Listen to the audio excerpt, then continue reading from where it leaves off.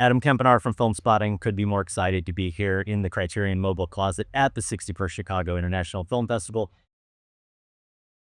2025, that means 20 years of Filmspotting. So I have a theme for my picks. They're all movies I don't own, and they're all movies that have some tie to the lore of Filmspotting. So looking over 20 years, my first pick, I'm going with the first movie that was ever a #1 film at the end of the year. And it was actually my #1 film for 2005 and my co-host's #1 film for 2005. Now the producer of the show, Sam Van Halgren. It's David Cronenberg's A History of Violence, which is right over here. Easy for me to grab.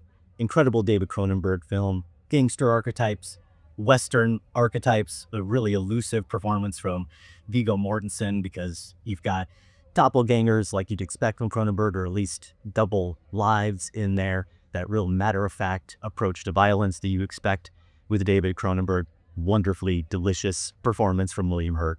So, my first pick, A History of Violence.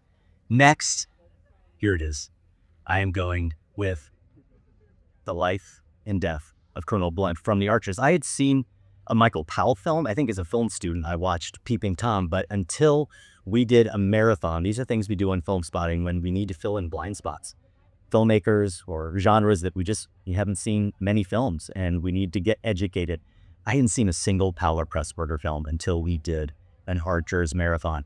And if I'm being totally honest, I don't think I'd ever even heard of The Life and Death of Colonel Blimp until we watched this film, the first film in the marathon, and it's now one of my favorite movies. You've got Roger Libsey and Anton Walbrook give me two of my favorite screen performances ever. Maybe the best movie about male friendship ever. One of the best movies about friendship, period.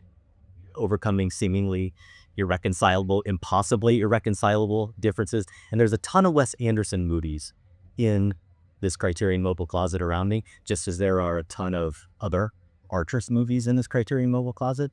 And if you're a Wes Anderson fan, there just simply wouldn't be Wes Anderson movies like The Grand Budapest Hotel without The Life and Death of Colonel Blimp, or Black Narcissus, which is also somewhere on these shelves.